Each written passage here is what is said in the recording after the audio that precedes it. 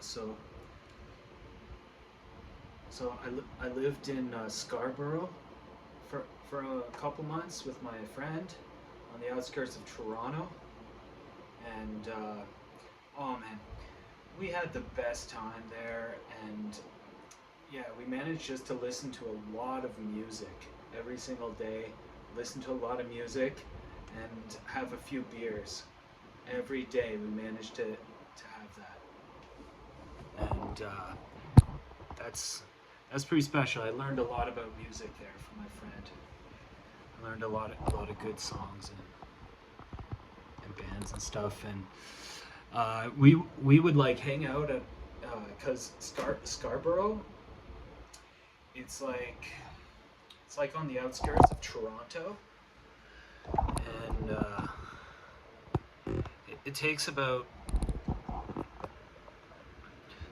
like 25 minutes to get into the city from there. It's pretty far out, or you gotta take the subway.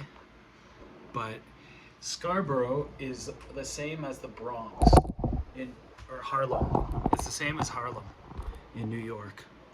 It is Scarborough, and there's all these different bars and stuff. Jamaican bars, Haitian bars, and lots of colored people, lots of black people are there, and they're really cool. They're fun as hell.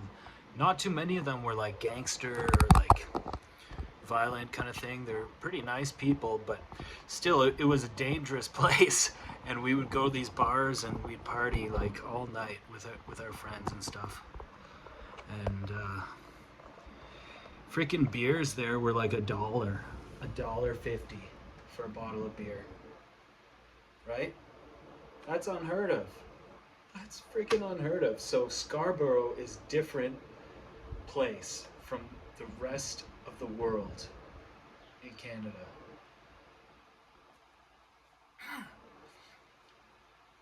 It's yeah, it's like the Wild West. It's completely different. And I don't know if you guys know, but here in Canada, you pay like $14 for a pint of beer. It's crazy. It's nuts. But we went for like pizza and stuff with our friends all the time. We were always like the only white guys there, and we partied it up. Freaking like just had a friggin' time listening to the jukebox music and playing on the pool and stuff, and just talking to the Jamaican owners and stuff all the time, and just great time. And sometimes we would go hop on the train and go downtown into the big city. And this one time we were hanging out on in the beaches near Queen Street East, and there's like a big giant park there, and there's all these giant, huge, massive breakwater rocks. Went over there with me and my friend. We had a few beers and stuff, and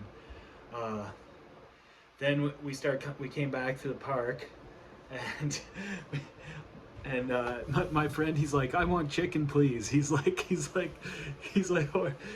Charlie. He's like, get me chicken, please. He's like, go to this place, and he points at like some like really like fancy like furniture store with like all these like dark shaded like windows, and it was all dark inside and really fancy and like super elegant.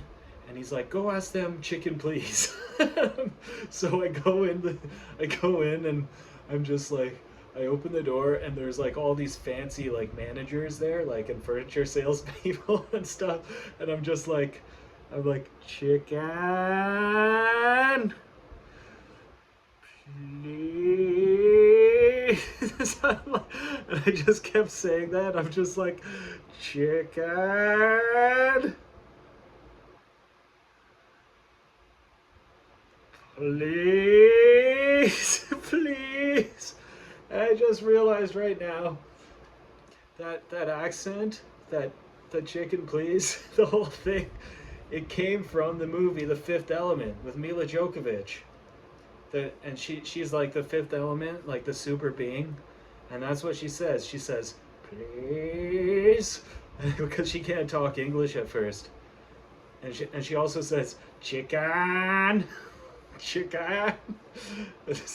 So I went in there and they said no chicken here. They said no, no, no. They're like, you get out of here.